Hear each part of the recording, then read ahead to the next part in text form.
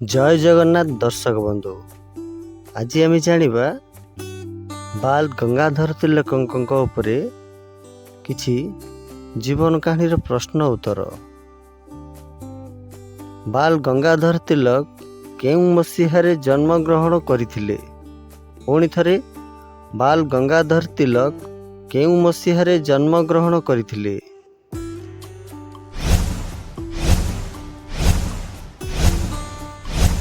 सांगमाने यार सठिक उत्तरटी हेउछि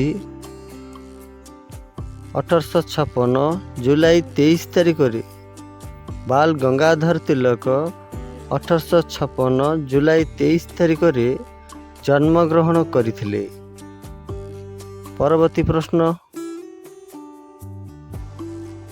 बाल गंगाधर तिलक केउठारे जन्म ग्रहण करथिले? पुणी थरे बाल गंगाधर तिलक केउठारे जन्म ग्रहण करथिले?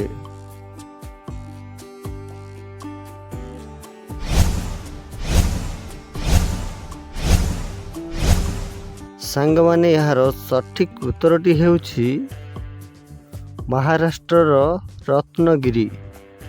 बाल गंगाधर तिलक महाराष्ट्रर रत्नगिरी ठारे जन्म ग्रहण करथिले। परवर्ती प्रश्न, बाल गंगाधर तिलक पेशारे कौन थिले? पुणी थरे बाल गंगाधर तिलक पेशारे कौन थिले?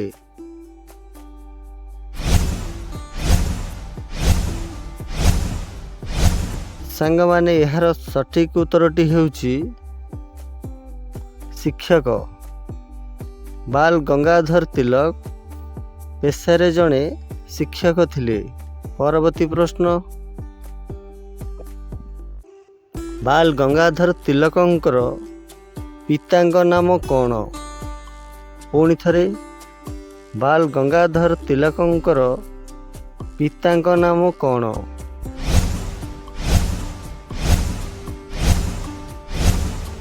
सांगमाने यार सठिक उत्तरटी हेउछि गंगाधर तिलक। बाल गंगाधर तिलकंकर पितांक नाम गंगाधर तिलक। परवर्ती प्रश्न, बाल गंगाधर तिलकंकर मातांक नाम कौन? पुणी थरे बाल गंगाधर तिलकंकर मातांक नाम कौन?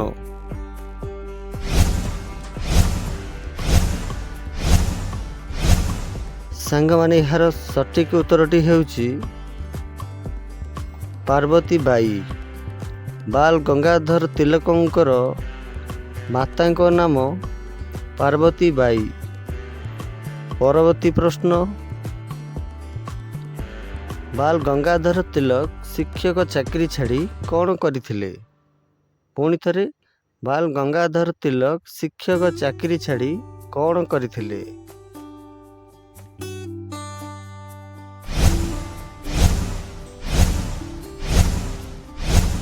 सांगमाने यार सठिक उत्तरटी हेउछि सांबादिक कार्य।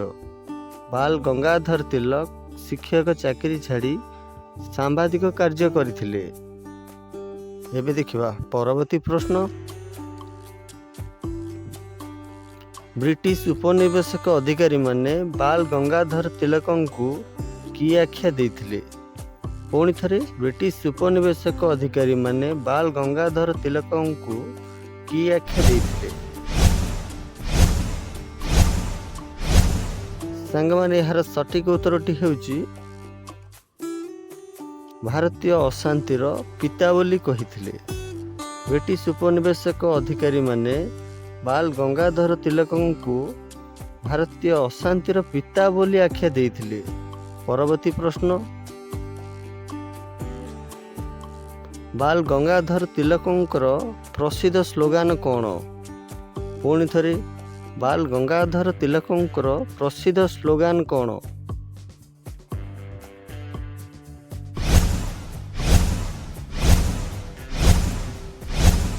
सांगमाने यार सठिक उत्तरटी हेउछि स्वराज मोर जन्मगत अधिकार।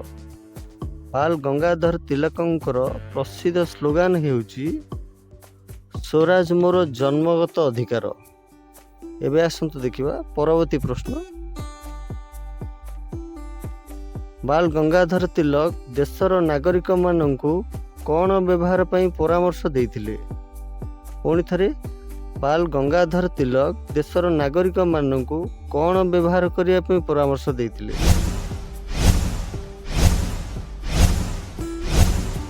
ସାଙ୍ଗମାନେ ଏହାର ସଠିକ୍ ଉତ୍ତରଟି ହେଉଛି ସ୍ୱଦେଶୀ ସାମଗ୍ରୀର ବ୍ୟବହାର ପାଇଁ। ବାଲ ଗଙ୍ଗାଧର ତିଲକ ଦେଶର ନାଗରିକମାନଙ୍କୁ ସ୍ୱଦେଶୀ ସାମଗ୍ରୀର ବ୍ୟବହାର ପାଇଁ ପରାମର୍ଶ ଦେଇଥିଲେ। ଏବେ ଆସନ୍ତୁ ଦେଖିବା ପରବର୍ତ୍ତୀ ପ୍ରଶ୍ନ। ବାଲ ଗଙ୍ଗାଧର ତିଲକ ଜେଲରେ ଥିବାବେଳେ କେଉଁ ପୁସ୍ତକ ଲେଖିଥିଲେ? ପୁଣି ଥରେ, ବାଲ ଗଙ୍ଗାଧର ତିଲକ ଜେଲରେ ଥିବାବେଳେ କେଉଁ ପୁସ୍ତକ ଲେଖିଥିଲେ?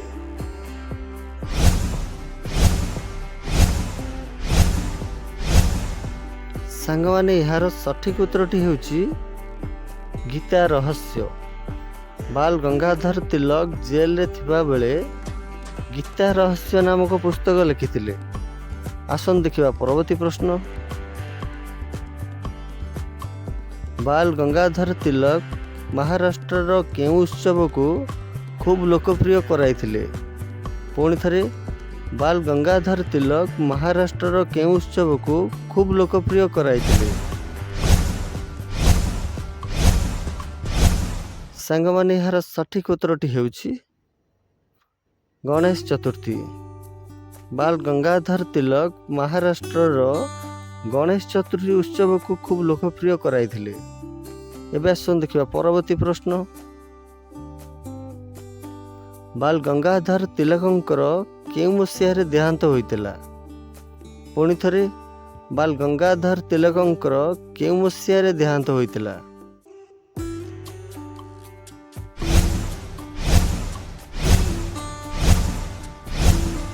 ସାଙ୍ଗମାନେ ବର୍ତ୍ତମାନ ଏହାର ସଠିକ୍ ଉତ୍ତରଟି ହେଉଛି 1 ଅଗଷ୍ଟ 1920 ମସିହା। ବାଲ ଗଙ୍ଗାଧର ତିଲକଙ୍କର 1 ଅଗଷ୍ଟ 1920 ମସିହାରେ ଦେହାନ୍ତ ହୋଇଥିଲା। ଧନ୍ୟବାଦ, ଆପଣ ସମ୍ପୂର୍ଣ୍ଣ ଭିଡ଼ିଓ ଦେଖିଛନ୍ତି।